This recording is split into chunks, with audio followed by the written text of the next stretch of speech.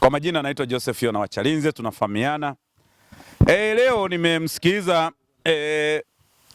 Mnyika kwenye press yake anazungumza vitu vya kijinga sana. Kwanza nimesikitika na Watanzania wengi wamesikitika. Nimepata simu nyingi na message nyingi, Watanzania wananiambia nimwambie Mnyika kwamba Watanzania wanasema Mnyika, shika adabu yako, kwa sababu Mnyika, juzi tarehe 7 mwezi wa 7 umeona jinsi Watanzania walivyo na imani na serikali yao. Watanzania walio wengi wana imani na serikali yao ya Daktari Samia Suluhu Hassan. Sasa leo unapokuja na porojo zako, unakuja kuongea uongo mbele ya waandishi wa habari, sio sahihi hata kidogo. Kwa hiyo mimi kama Mtanzania ambaye nimeelekezwa na Watanzania wengi kwa meseji, kwa kupigiwa simu, wamesema Mnyika, mheshimu Rais wa Jamhuri ya Muungano wa Tanzania.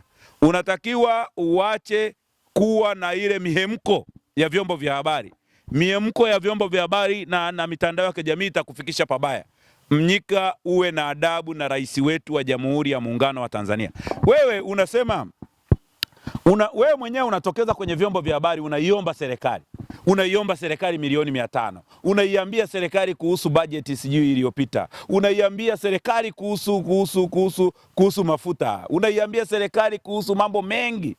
Sasa ni serikali gani hiyo unaiambia? Unaiambia serikali kuhusu katiba, halafu wewe mwenyewe tena unakurupuka unazungumza mambo ya kijinga kabisa kwenye vyombo vya habari, unawaambia sijui serikali gani.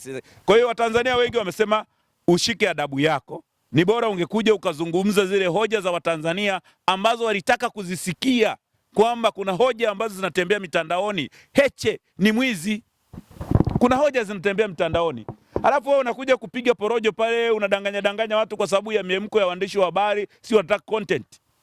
Kwa hiyo Watanzania wengi wameniambia Mnyika, mwambie ashike adabu na mkome na mheshimu Rais wa Jamhuri ya Muungano wa Tanzania. Na sisi wenyewe tunakuambia mkome Mheshimiwa Rais, kwa sababu yule ni Rais wa Jamhuri ya Muungano wa Tanzania, amechaguliwa na Watanzania walio wengi. Achana na ninyi wauni, ninyi ni matapeli tu kama matapeli wengine.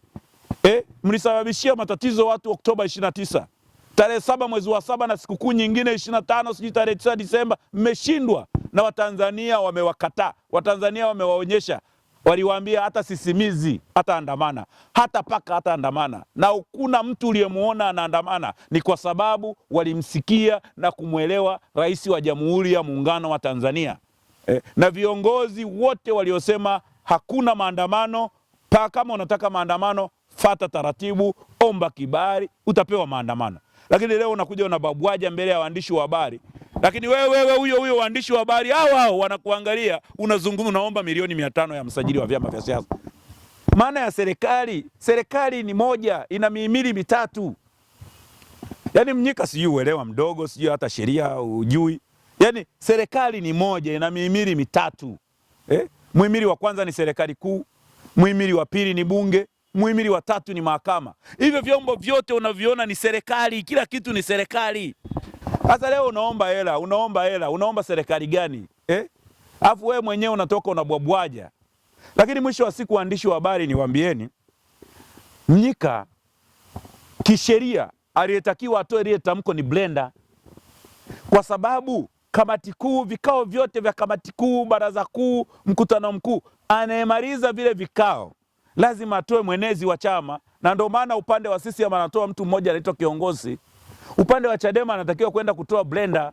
Sasa kwa sababu kule ndani kuna migogoro, wakina Blenda wanajua Heche amekula hela. Wakina Blenda wanajua Mnyika na Heche wamegawana pesa za wadau.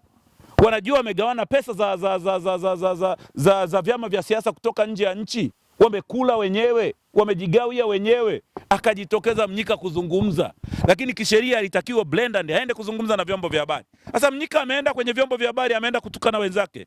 Ameenda kutukana wajumbe wa kamati kuu, ameenda kumtukana God Bless Lema, ameenda kumtukana Boniface Jacob, ameenda kumtukana Joseph Mbilinyi Sugu. Amesema wamehongwa milioni 2 kwa ajili tu ya kwenda kwenye vyombo vya habari kumtukana Heche.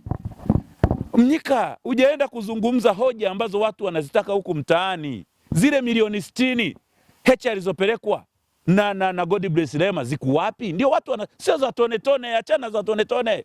Watu wanataka ile milioni 60 iko wapi? Watu wanataka milioni 40 ile Sugu aliyompeleka iko wapi? Watu wanataka ile Boniface Jacobo, ile pesa ya wadau, ndio watu walitaka kujua. Chama ndio maana vyombo vya habari hivi, hawa watu mwabane maswali, sio mnaogopa nini? Huyu mtu anabobwaja, anaongea uongo, at the same time anaenda kuiomba serikali. Anaiomba serikali gani? Na ndio maana Watanzania tarehe 7 mwezi wa 7 waliheshimisha nchi na kawaonyesha ni jinsi gani wanaipenda nchi yao, ni jinsi gani Watanzania ni watu. Na ndio maana mliona siku ya sikukuu, siku ya Sabasaba ni sikukuu. Na siku hiyo labda sehemu ambayo inafunguliwa sana ni siku ya Sabasaba. Maduka mengi lazima watu wapumzike nyumbani kwa ajili ya sikukuu ili waende kusherekea Sabasaba kwenye viwanja kwa upande wa Dar es Salaam. Lakini kwa upande wa mikoani nao wana platform zao. Kwa hiyo leo tunamshuhudia Mnyika anatoka kwenye vyombo vya habari illegally. Yaani Mnyika sio mtu anayetakiwa kwenda kuongea na vyombo vya habari. Mwende mkamuoji, mkamtafute Blender mumuulize kwa nini tamko la kamati kuu kwa mara ya kwanza limetolewa na katibu mkuu? Kwa nini ukutoa wewe tamko la au wamekudharau au wamekuona uwezo mdogo? Yaani mwambieni Blender naye. Yaani Blender msimfiche, mwambieni au Blender una uwezo mdogo kujibu kuhusu wizi wa pesa ili Mnyika aende akapotoshe watu kuhusu wizi wa pesa. Ndio maana ameenda kuzungumzia tone tone, lakini hajazungumza kuhusu pesa za wadau ambazo ndio watu walikuwa na kiu wa kutaka kujua zile pesa ziko wapi. Heche asidanganye watu ni mzalendo, Heche asidanganye watu yeye ni mpigania haki wakati ni mwizi kama wezi wengine. Na ndio maana ukienda pale Mwanza anajenga gorofa la kifahari kupitia pesa za chama. Na ndio maana leo waandishi wa habari mmeona dereva wake kafia gesti 6,000. Yaani mtu ambaye amekaa na dereva zaidi ya miaka 10 anaenda kumlaza gesti ambayo iko karibu na makaburi. Gesti 6,000, Ntahamba guest house. Lakini huyo dereva leo mmemshuhudia, Heche ameenda kwenye msiba. Mmeshuhudia nyumba ya yule dereva ya kupanga. Nyumba shilingi 8,000 ndio amepanga. Dereva hana nyumba. Dereva hana bima ya afya. Dereva hana NSSF. Mambo ya ajabu kabisa. Mwendeni mkayahoji haya maswali. Ninyi si ndio watu ambao mnatakiwa muhoji. Mwende mkahoji haya maswali. Dereva ameishi na wewe zaidi ya miaka 10. Umekuwa mbunge, umekuwa diwani, umekuwa mwenyekiti wa vijana taifa, umekuwa makamu mwenyekiti taifa, unalipwa mamilioni na umeiba mabilioni ya hela, lakini dereva anaishi nyumba ya kupanga mpaka leo. Tena nyumba yenyewe ya kupanga Tarime na viwanja vya milioni 1, Tarime na viwanja vya 800,000, Tarime na viwanja vya 500,000. Anashindwa kumsaidia dereva wake hata milioni 10 kujenga nyumba. Leo familia ile ya dereva, haki ya nani mmeshuhudia? Mwenyekiti wa UWT mkoa wa Mara ndio ametoa tofali kwa ajili ya kumjengea yule mwanamke mjane, anaenda kujengewa na mwenyekiti wa UWT. Halafu nyinyi waandishi wa habari amuhoji hao watu wenye laana. Wakina Heche wana laana. Wewe umeshindwa kumsaidia dereva wako, utasaidia taifa? Unasaidia taifa wewe kama nani? Acheni kudanganya wananchi. Na ndio maana tarehe 7 mwezi wa 7 wananchi wamekataa ujinga wenu, utoto wenu. Lakini mwisho naendelea kumuonya John Mnyika. John Mnyika, mimi nakufahamu wewe, mheshimu rais wetu. Tunakuonya, mheshimu rais wetu. Mheshimu rais wa Jamhuri ya Muungano, rais halali wa Jamhuri ya Muungano wa Tanzania, Daktari Samia Suluhu Hassan.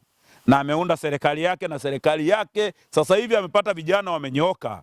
Na ndio maana Patrobas Katambi kijana mdogo anajua sheria, very smart kijana. Na amezungumza sasa, kama ninyi ni wanaume kweli, fanyeni mikutano ya hadhara tuwaone ili tujue. Asanteni sana na Mwenyezi Mungu awabariki.